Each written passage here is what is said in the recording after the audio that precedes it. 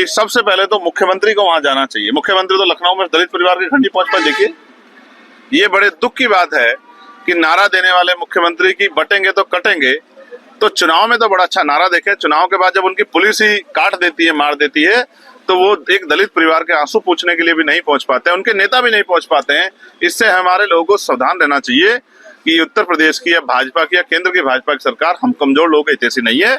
हमें उनसे सावधान रहते हुए अपनी पार्टियों के साथ आगे बढ़ना चाहिए। बयान को लेकर क्या कहेंगे? लगातार उसको लेकर विरोध हो रहा है बयान। किनके बयान को? आप लोगों ने तो हाईलाइट कराया।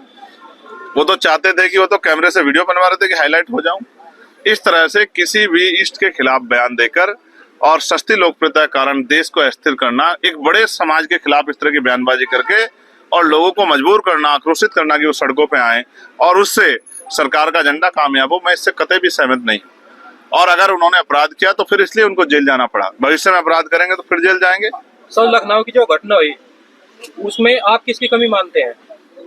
मैं अपनी कमी मानता हूँ। मैं मुख्यमंत्री नहीं हूँ, इसलिए सब कुछ हो रहा है। मैं मुख्यमंत्री होता कुछ भी नहीं होता। किसी दलित की, किसी गरीब की जान नहीं ले पाता कोई, किसी बहन बेटी पे जुल्म नहीं कर पाता कोई नौजवान बेरोजगार नहीं घूम रहा होता, किसी भर्ती में घोटाला नहीं होता, और तमाम तरह से जो अन्याय आज हर वर्ग के व्यक्ति को झेलना पड़ रहा है, या सुरक्षा की भावना नहीं होती। लॉ एंड ऑर्डर इतना अच्छा होता कि रात को 12 बजे भी, जैसे हमारे एक नायक हुए हैं जो पेरियार, ईवी पेरियार रामानायकर स्वामी कहते थे कि रात को 12 बजे भी बेटियां जो है खुलेआम घूम पाती, ऐसा माहौल मिलता है उत्तर प्रदेश को।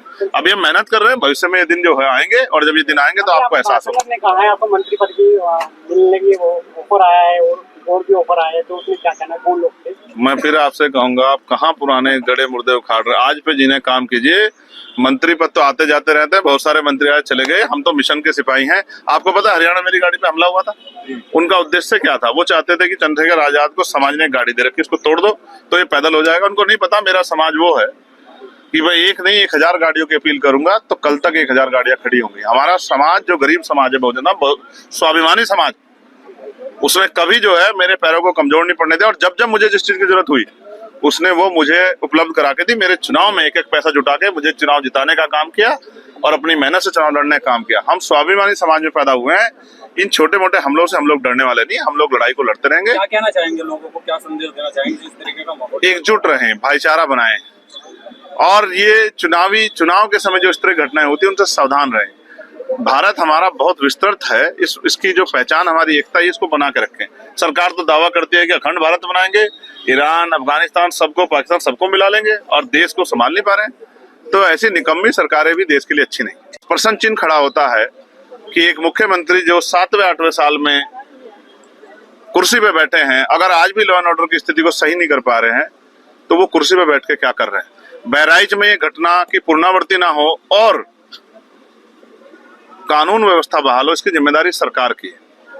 मैं किसी भी तरह की हिंसा का विरोध करता हूं और सब लोगों से मिलजुल के धैर्य बना के रखने का और एकजुट रहने का जो है आग्रह करता हूं, निवेदन करता हूं।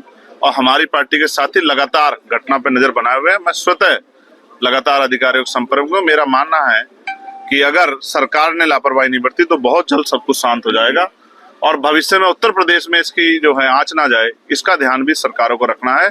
अपने पद की गरिमा का ध्यान भी रखना है। वो पद किसी एक जाति, एक धर्म, एक पार्टी तक सीमित नहीं है। मुख्यमंत्री उत्तर प्रदेश के सभी लोगों के रक्षक हैं, और अगर वो रक्षा करने में विफल हो रहे हैं, क्योंकि कोई भी घटना, जैसे बुद्ध ने कहा कि हर घटना के कारण, हर दुख के पीछे कोई ना कोई कारण होता है और उस कारण का निवारण होता है। ये इतनी बड़ी घटना हुई कैसे? पुलिस व्यवस्था ने कैसे चूक हुई? किस तरह से मनोबल बढ़ा के लोगों को उकसाने का काम किया गया? इन सब चीजों पे अगर हम नजर दौड़ाएंगे तो महसूस होगा कि ये लॉ एंड ऑर्डर का फेलियर है और ये भाजपा की डबल इंजन की सरकार का फेलियर है। इसका जवाब जो है सरकार को देना चाहिए, और उम्मीद से, जितनी उम्मीद थी उससे कम जो है खरे उतर पा रहे हैं उत्तर प्रदेश के मुख्यमंत्री। इस बात को केंद्र को भी ध्यान देना चाहिए। मुंबई में गोली मारकर जो है हत्यारे जो है बहराइच में निकला है, इसमें क्या कहेंगे? अब आप देखिए कि एक बड़ी घटना हुई है, हो सकता है किसी दूसरी घटना से ध्यान हटाने का भी एक तरीका हो। कई चीजों को, मैंने कहा ना, हर घटना के पीछे कोई ना कोई कारण होता है, और मैं तो खुद वो शख्स हूँ जिसने गोली खाई है। जिन लोगों ने मेरे ऊपर हमला किया था उनको बेल मिल गई है, वो खुलेआम घूम रहे हैं। आपको महसूस होना चाहिए कि उत्तर प्रदेश में या जहां डबल इंजन की सरकार है वहां कानून व्यवस्था के कितने बुरे हाल है। वहां किसी की भी सरकार रही होती तो भी मैं यही कहता कि सरकारों को अपने ऊपर सोचना चाहिए, ये उनके ऊपर प्रश्न चिन्ह उनकी कार्यशैली पे कि किस तरह से अपराधी खुलेआम घूम रहे हैं। 10 सीटों पर उपचुनाव होना है, क्या मानते हैं? आपकी पार्टी को लेकर क्या लोग जीवित रहेंगे तभी तो चुनाव होंगे। बहराइच में क्या आप जाइए पीड़ित जिस तरह का माहौल है, महाराष्ट्र में चुनाव है, हम सब लोगों को वहाँ जाना है, अपनी पार्टी का काम आगे बढ़ाना है। क्या ऐसे माहौल में चुनाव संभव मानते हैं? क्या ऐसे माहौल में चुनाव स्वस्थ माहौल के साथ हो सकते हैं? तो जो सरकारें नेताओं को सुरक्षा नहीं दे पा रही है, बड़े बड़े उद्योगपतियों को सुरक्षा नहीं दे पा रही है, वो गरीब आदमी की सुरक्षा क्या करेगी? मेरे जैसे एक किसान के बेटे की, एक प्राइमरी स्कूल के मास्टर के बेटे की सुरक्षा क्या करेगी? इसलिए मैं कहूंगा कि वहां की सरकार को अपने अंदर झांकना चाहिए और सख्त कार्रवाई करनी चाहिए। जो मुख्य आरोपी, जो षड्यंत्र का मास्टरमाइंड है, उसको जो है जनता के सामने लाना चाहिए, उस पर सख्त कार्रवाई करनी चाहिए। लखनऊ की जो घटना हुई, काफी मेहनत करी मगर ऐसे नतीजे नहीं आ पाए, क्या करें? मैं इस बात से बिल्कुल दुखी नहीं हूँ। हम लोग चुनाव हारे हैं, हौसले नहीं हारे। चुनाव होते इसलिए हैं कि हम उसमें प्रतिभाग करें। हमने अपनी बात को जनता तक पहुंचाया और हम अपनी बात को पहुंचाने में कहीं असफल रहे। हम ज्यादा मेहनत करेंगे भविष्य में और इसके लिए संगठनात्मक ढांचे को और मजबूत करेंगे और मजबूत करके कोशिश ये करेंगे कि चुनाव के परिणाम आजाद समाज पार्टी के फेवर में आए और इसके लिए हम लोग संघर्ष कर रहे हैं। क्या गोपाल साहब पीड़ित परिवार को जाके मिलेंगे, उनसे क्या लगता है? मैं पूरी कोशिश करूंगा कि अगर माहौल थोड़ा जल्दी सुधर जाएगा, क्योंकि इस माहौल में वहां जाना और सिर्फ किसी राजनीतिक स्वार्थ के लिए जाना ये अच्छा नहीं।